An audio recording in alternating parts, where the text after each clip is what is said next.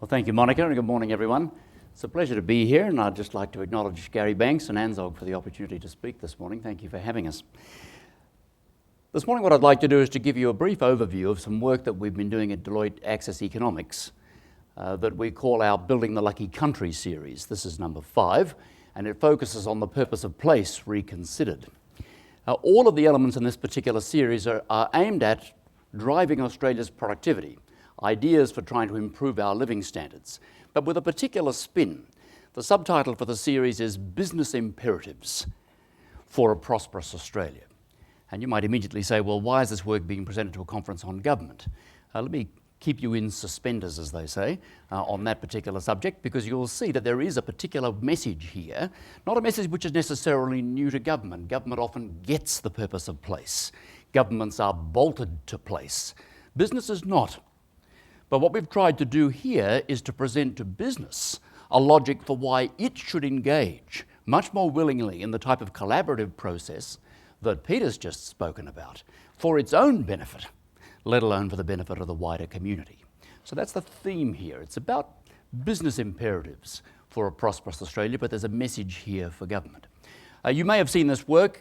If you have, I apologise. I'm giving you a quick overview. There's more detail. If you haven't, you might like to look on the web simply under buildingtheluckycountry.com.au, all one word, buildingtheluckycountry.com.au, and you'll see this piece of work there and some other accompanying collateral that might be of interest.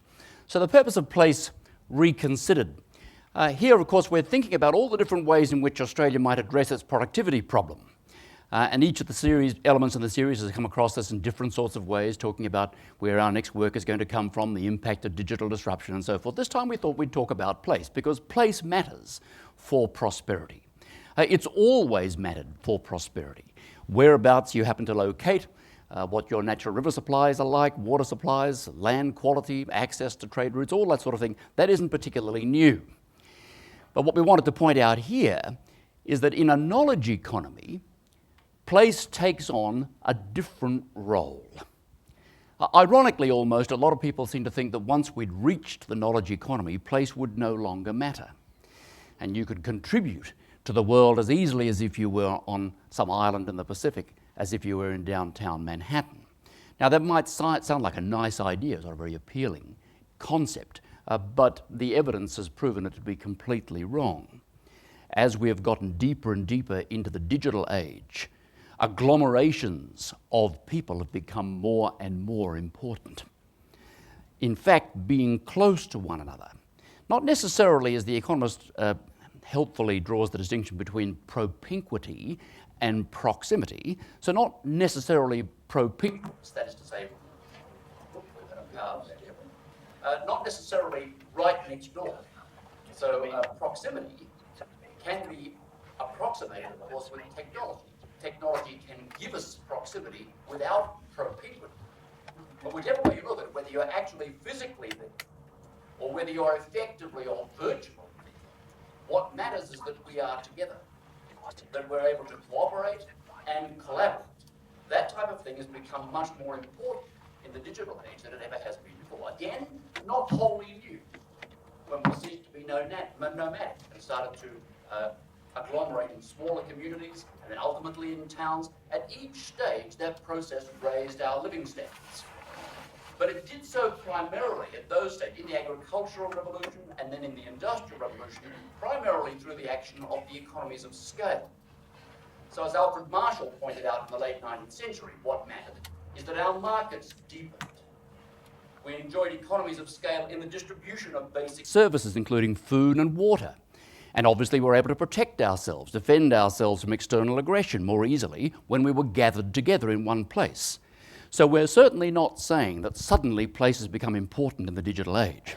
What we are saying is that it's not true that places become unimportant in the digital age.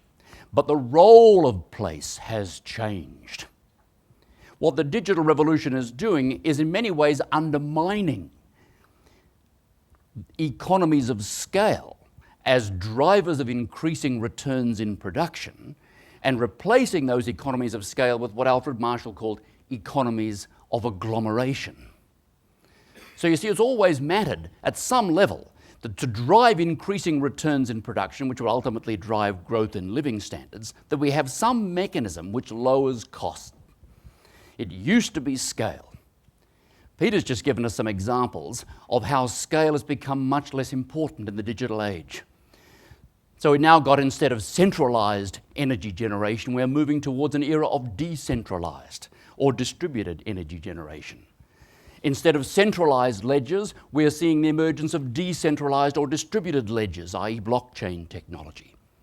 Instead of centralised large production runs, the any colour you like so long as it's black world of Henry Ford, we have instead additive manufacturing or 3D printing.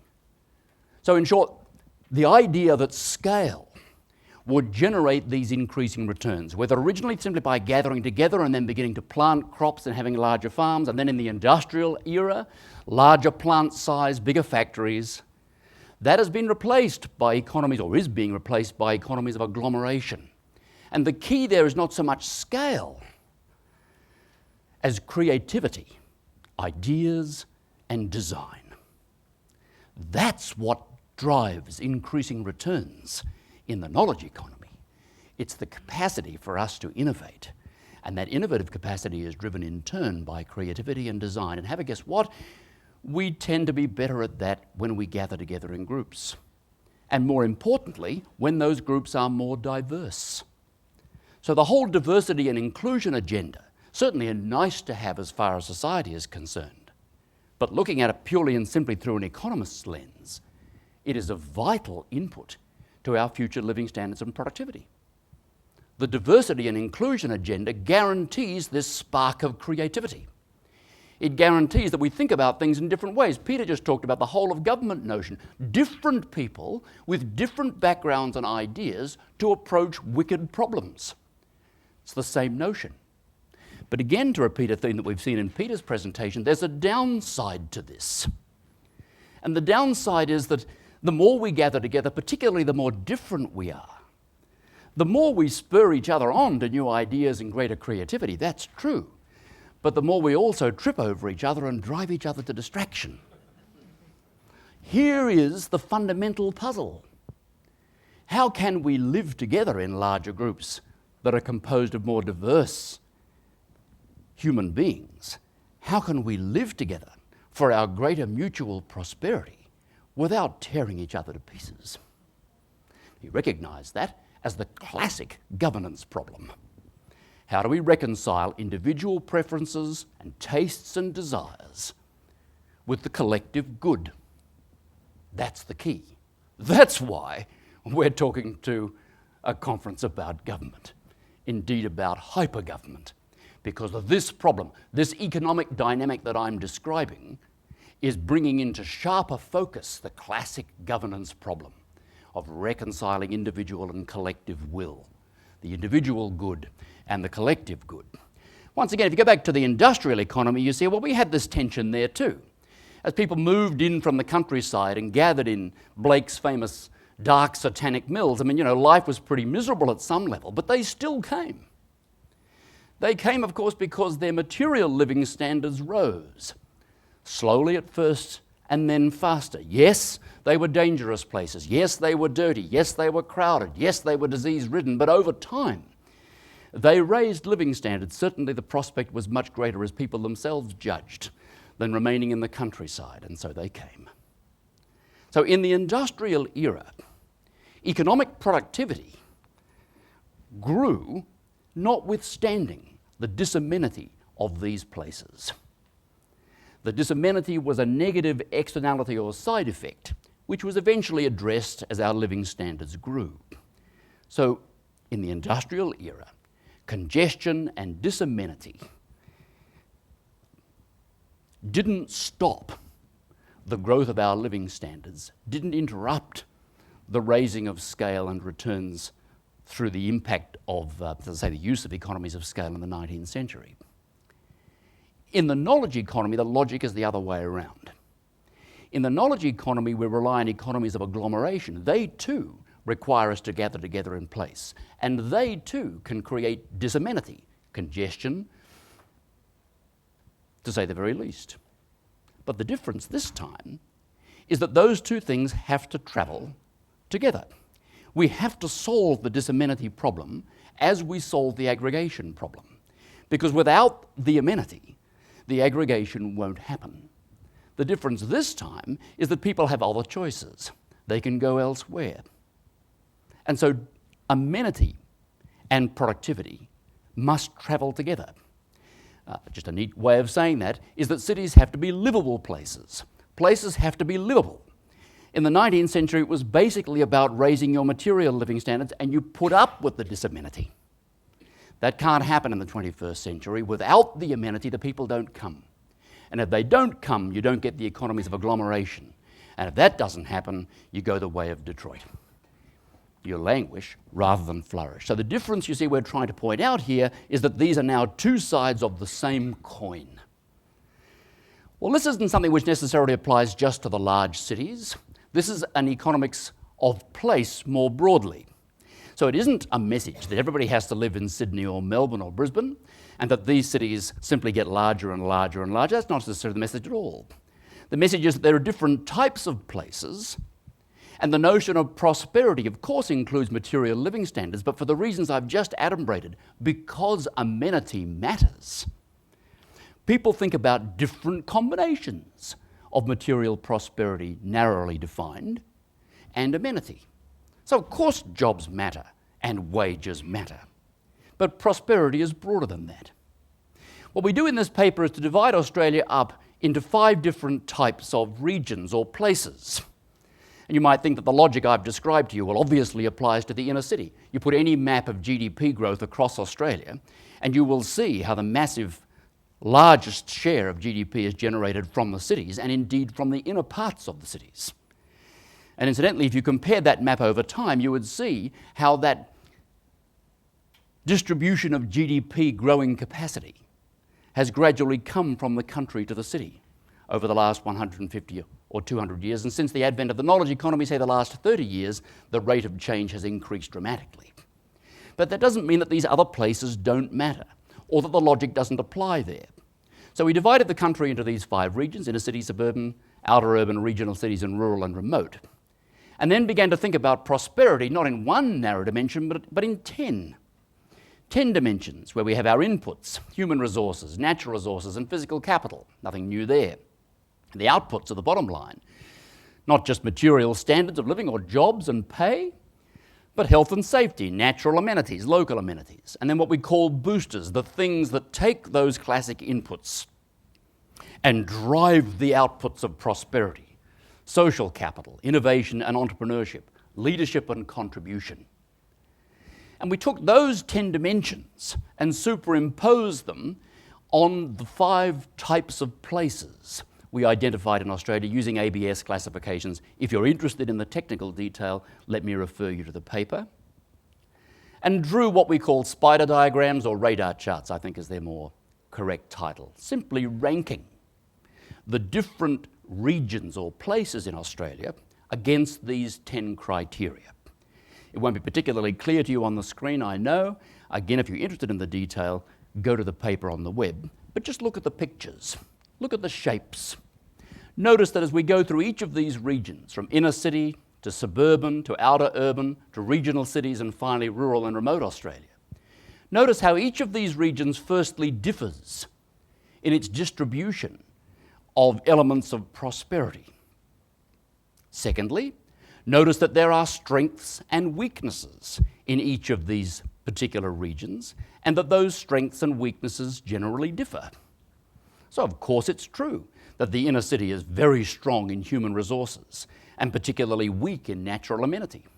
And obviously it's true that places like rural and remote Australia and even regional cities are very strong when it comes to local amenity or resources, and oftentimes weak on human resources.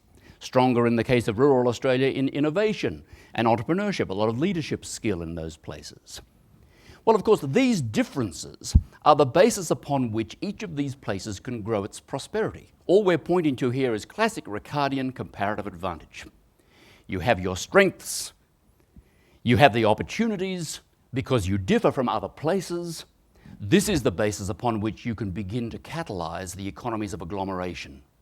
So it's different from the industrial economy. It's different from saying, oh, we've discovered gold here. Oh, we have massive reserves of pastoral land, helpfully tended by the indigenous people over hundreds of years and just right now for sheep. Different from that. Each of these places has a different endowment and a different capacity to develop across prosperity across 10 dimensions, not just one. What we'd like to do is to have our places flourish, to fill out this spider diagram with increased prosperity across all its dimensions, and to avoid the opposite outcome of languishing. You see, the process is a dynamic process. You can start out where you are, and you can go one way or the other, or some intermediate outcome, which may be more towards flourishing or more towards languishing. And you have that within your control. What we do in the paper is to identify 4 dynamic forces which can make the difference as to whether you go one way or the other. Because we're talking about agglomeration, we're talking about people being together to make new ideas, to be innovative, to be creative, then the first of the dynamic forces is people. It's very difficult to make this thing work if people are leaving. And they leave because of one or more of these dimensions of prosperity going the wrong way. And yet, of course, this is interactive. So people becomes extremely important, and not just numbers of people, but people with different backgrounds and experience. The whole idea that we want this place to grow by attracting more and different types of people is affirmed by this analysis. And they don't just come to live there, they come for community.